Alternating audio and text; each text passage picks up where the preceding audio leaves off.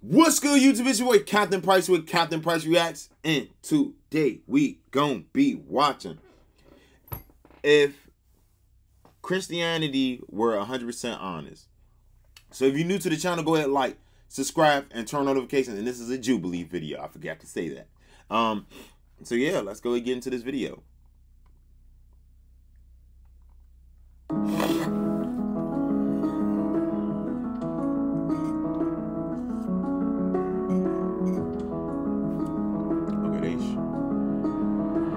What if you could speak your mind without fear of judgment? We brought together 7 strangers, protected their identities, and created a space for them to be completely honest. What will be revealed when they take the mask off? There is something wrong with LGBT people.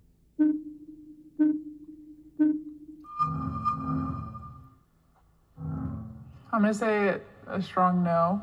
Yes, I believe that homosexuality is a sin, but saying that like LGBTQ plus or you're not the only one to get that messed up. There's something wrong with them as people, as human beings. That's a harsh statement. So it's a hard topic. This is a really sensitive topic because I know that a lot of LGBTQ people have been hurt by the church. They've been hurt by Christians. I personally have family members who identify as they. I'm gonna tell you something. This is a good question. You know, every question they answer when it comes down to stuff like this, you know, I answer it too. How I feel about that? I got gay cousins. You know, I grew up with people that came out the closet. Me in general, I don't have a problem with the community. More so the males of the community will like when you go on dating sites and stuff, they will catfish you. And that's the only problem I got. They'll catfish you, go all the way there, and they daggone, it ain't who they say they are. You know what I'm saying? That, and then the thing about it is, a lot of situations like that could get them hurt. You know, you don't want to get hurt in situations because you false identified yourself. You know, that's very dangerous. And I warned somebody who did that to me.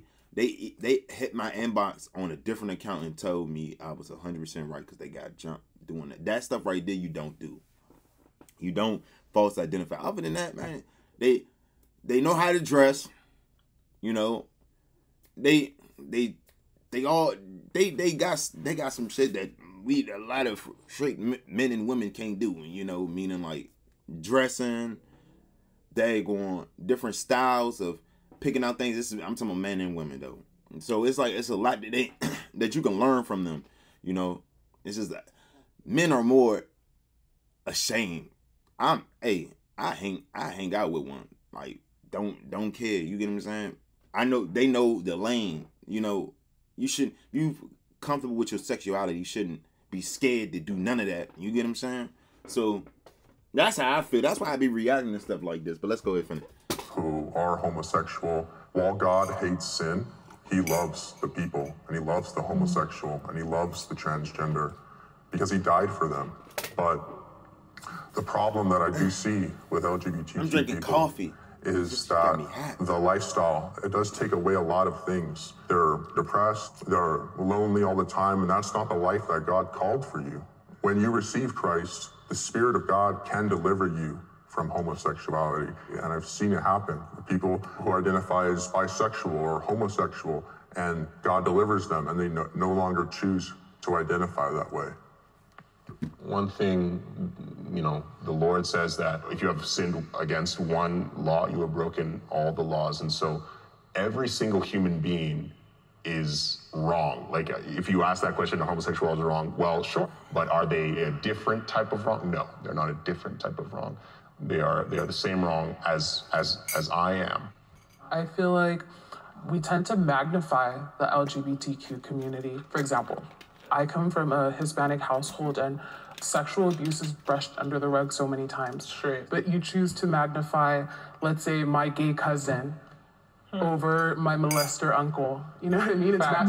There's something wrong with both. And the question is then, why do we magnify the sin of homosexuality? It's because no one goes around saying murdering's okay, that theft is okay, But there are people going around saying, well, love is love and homosexuality is just love, and they're trying to justify it. And so the church has to do some sort of defense, and that's why this sin gets more attention than the others. Yeah. And so they can escape their shame not by marching down a street shouting pride, embrace who you are, look within. They can escape their shame by casting it on Christ and receiving his forgiveness. Women who get abortions are murderers. We had this conversation before. It's dependent on the situation. That is dependent on the situation. 100%. It is dependent. I'm gonna say it again. It's depending on the situation that I feel. If you sit there and get one, right, because you have been sexually assaulted, that's totally okay. You know what I'm saying? But if you get one because he did it and no. I despise that right there. Like when it come down to, oh yeah, we slept together and I accidentally got pregnant. That's your fault. You know, you opened your legs. He put it in. It's both of y'all fault. At the end of the day, I tell women this all the time. You can ask all my children's mothers. They'll tell you, I don't believe in it. You know, unless it's a certain circumstances. Reason being is because it's not right, bro. That's considered killing a person. I will cut you off so bad. Even if I know you and we're just friends, you will get cut off. Bro, that is not cool.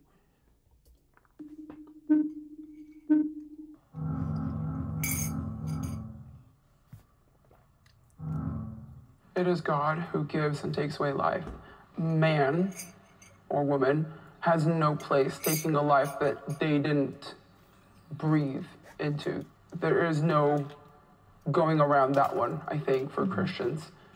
You kill a baby, that makes you a murderer. This topic, sorry, gets me emotional because I've just seen people go through that and, sorry. And they feel it in their soul and in their spirit that it was wrong. And they deal with that pain and that shame and regret.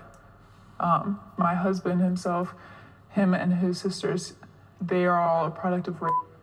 And damn. I mean, that's my husband. So to imagine that, like, he wouldn't be here if his mother didn't decide to keep them and raise them, you know, it's sad to think about. Maybe it was not in a good experience. Maybe you were raped. Maybe you were a victim to something abusive. Maybe it wasn't planned. The abusive part and the rape part, it's okay to do that. But what you just would plan, not plan. Something, God, he's never early, never late. He's always on time. And the fact that you were given this gift of life, and if you can't handle it or you can't take care of it, there are options. I'm just wondering then, what would you think of people who like stand outside of like abortion places and try to stop people? It makes me so upset, like the people who just protest and try to shove and judge and condemn others. That is not love. That is not God. That is not how he would handle people. Jesus is very gentle, and he would not make them feel like they cannot come to the Father because they are in shame or not worthy. Yeah. I do want to address, I think there's a misunderstanding about what people do who stand out in front of abortion clinics. What they're doing is not abusing them, they're not attacking them, they're letting them know that there's options, telling them about crisis pregnancy centers, offering to adopt their children, explaining them what an abortion really is. They're doing really important work. And if we all believe that abortion is murder, and we all just said that we do, well then what it is mass murder. It's genocide in the United States. It's worse than the Holocaust. And so I wouldn't want to throw stones at someone who's out in front of the concentration camp saying, don't murder Jews. I would want to go alongside that person and applaud that person for being courageous. And I think that's really important work that all Christians should support to help try to fight abortion in this country. I have had sex outside of marriage. You's a dirty hoe. That's not. Pause again. You's a dirty hoe. I'm going to say it just like that. The reason why I say that is because you do not, you get married knowing the circumstance. It tells you in the marriage law, you know, when you get married, if you not, your faith, meaning what like if you getting married, you're not married, and you like to multiple wives, doing that outside marriage stuff is dead, bro. Why are you even married? That shit ain't cool. I know people to the day that's married and do that. That shit ain't cool to me. You know that. Yeah, I'm not gonna snitch because I ain't no snitch.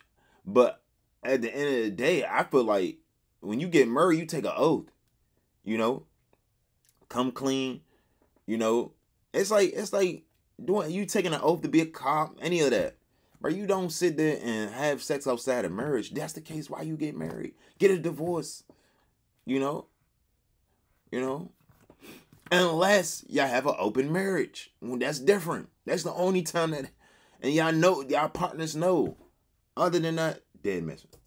Oh my God. Sorry. I'm so sorry. Okay, I'm at the red light now. Everyone was doing it. We're on many cycles with that. Everyone's doing it. I've had an orgy with females. I've had, that one person you can just hit up anytime you want to and they're available. At some point you have to stop avoiding a sin because God hates not sinners, but the sin because it comes to steal, kill, and destroy. I'm now married and my husband abstained till marriage and he has had to deal with the repercussions of my sin in the past. Yeah, I wasn't saved until I was 20, and before that time, I did have sex outside of marriage, and even when I was first becoming Christian, I would hear people say, oh, you can't have sex outside of marriage, and I said, okay, well, I'll do everything else, but I won't do that one thing, because that's a really hard thing to give up.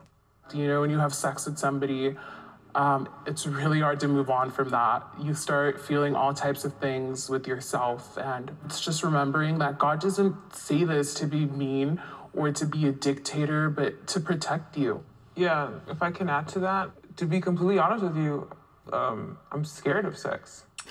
I had a very traumatic experience when I was younger where I've had family members intend to take advantage of me. And because of that traumatic experience, I just have had that fear to be enclosed with just one man in a room.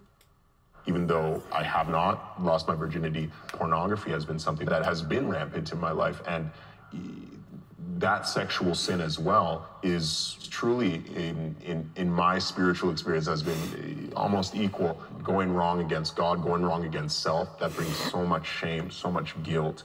But when the forgiveness comes, we see the true glory of God, because we see how broken we were and how reformed we are through Christ. Anyone who isn't Christian is going to hell. I'm dead. What? Hey, yo. This one's a pretty easy one. John 14:6, I'm the way, the truth, and the life. No one comes to the Father except through me. If we're Christians, when we say we believe in the Bible, either we believe what Jesus said or we don't. Yeah, it's a tough sentence to answer, and to be honest, I suppose I can't just flatly say yes or no, so it's tough. But with that being said, what does Christian really mean? Yeah, I agree with that. Well, I said no because everybody uses the word Christian now, right? I believe there's Christians who aren't going to go to heaven. What about people who subscribe to say Judaism or Islam? It goes back to the Bible. It says that to go to heaven, you have to confess with your mouth and believe in your heart that Jesus Christ is Lord. And there's a lot of people who don't identify as Christians who believe that. What if there's a Satanist on his deathbed? At that moment, they confess with their mouth and they believe in their heart. They didn't live their whole lives being Christian. Are they going to go to hell? I don't believe that. So I think to say that if you're not Christian, you're going to go to hell, it's kind of an absolute that drives more people away from Christianity than brings them in. Facts. I'm thinking of babies that have died, and I don't think that they would go to hell because they didn't even know how to. Something that the good book say that is so true. God take care of babies and fools. Sound. You ever heard that God sound? gives us a choice whether we want to spend eternity with him or whether we don't. And that's a free will choice that he gives to all of us. We all have to accept that we all are sinners. And the wages of sin is death. The wages of sin is separation from God. But I've heard people's stories who didn't even know the Bible and had near-death experiences where they actually went and visited hell the way that it was described in the Bible. I'm scared of dying.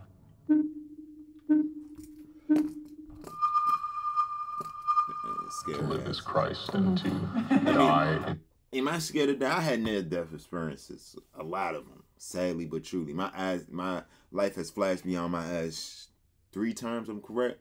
And when I was younger, older, and it ain't as glorioso as you think it is. When you think of it, it's like when certain incidents happen, it could be anything, stroke, anything, violence, anything. When you get to that point that you start to not take life for granted. Are you scared of dying? We all gonna have to go sooner or later. If it's 100 years, if it's 50 years, 10 years, tomorrow, the day after tomorrow, we all have to go sooner or later. We just don't know when we're gonna go. You know, I can leave this house right now and get my mother a car, and the car just, for some reason, blues. It ain't because of it. I didn't know malfunction in the car. You get what I'm saying? You know, I could be sitting in the bed, my mother gone. I can sit in the bed, my dog gone. You get what I'm saying? At the end of the day, it's like you don't know, so it's like you just don't. I'm not scared of dying. I just don't live life for granted. Don't take life for granted. I mean, I said that so wrong.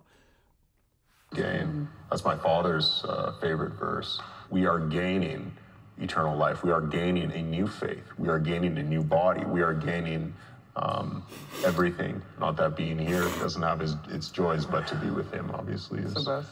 Yeah. I always say I can't wait to die. My mom hates it. I always say, it's like, God, take me now. Not suicidal, but I always know, but I get what you mean. I know what you mean. Yeah, my sister and I, we're always like, God, just come take us. Like, we don't want to be here anymore. I look forward to the day where I see the saints gathered, worshiping Christ, and I could cry about it. It is going to be so surreal and so beautiful, and death is just the way to get there. Yeah. I fear losing my non-believer friends and family. Hey, I believe in the higher power. It would be the greatest pain to religion. go to heaven and not see your siblings there. I mean, my dad isn't saved, and half my family are Catholic, and I can't imagine a more miserable place than away from the perfect creator of all things.